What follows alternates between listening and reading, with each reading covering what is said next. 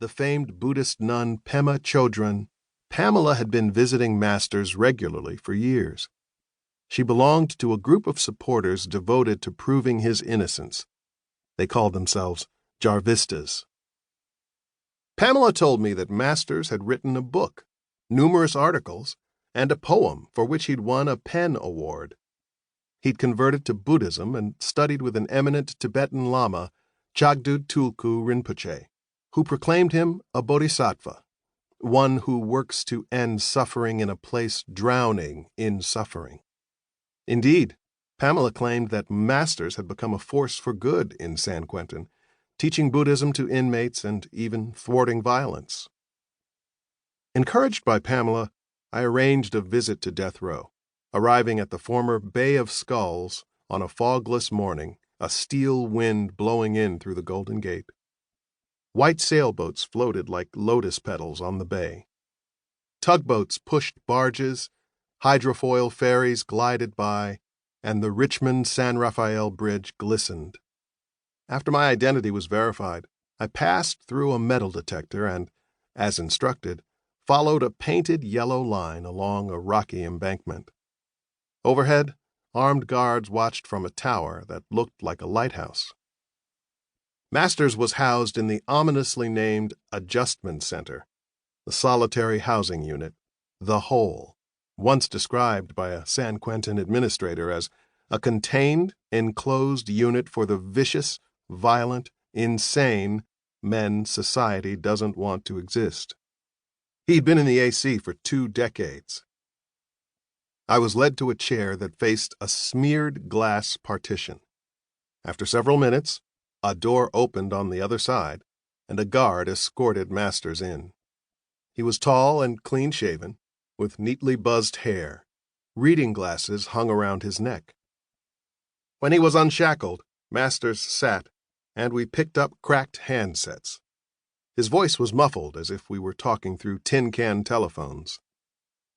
Masterss had clear brown eyes, a sweet tenor voice, and a quiet charisma that the glass couldn't obstruct. We talked about Pamela, Pema, writing, the news, and a recent lockdown after a stabbing.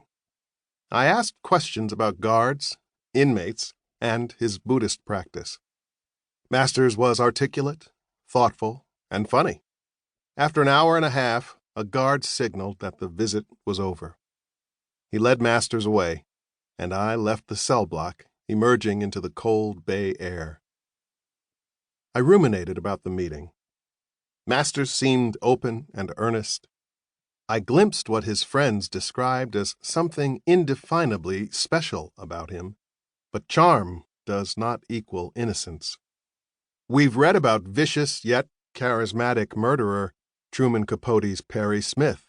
Capote even grew fond of his accomplice, the far more pitiless Richard Hickok. Sister Helen Prejean's Elmo Patrick Saunier, and Robert Lee Willie, and Norman Mailer's Gary Gilmore. As Mailer portrayed him, Gilmore was callous and remorseless, but had a keen mind, wit, and allure. Was Masterss a killer? His friends swore that he wasn't. Had he been framed, as his lawyers argued, or was he a skilled manipulator, a con artist taking advantage of trusting, good-hearted people like Pamela and Pema?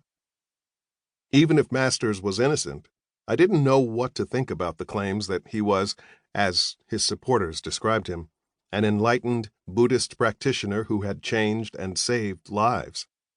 There are Buddhists in many prisons. For that matter, there are born-again inmates of every faith. There are prison writers, poets, and others who've been singled out as unique. Was Masterss truly different? I refrained from judging him either kindly or harshly, but he continued to intrigue me. In the years that followed, Pamela kept me abreast of events in Masterss' life.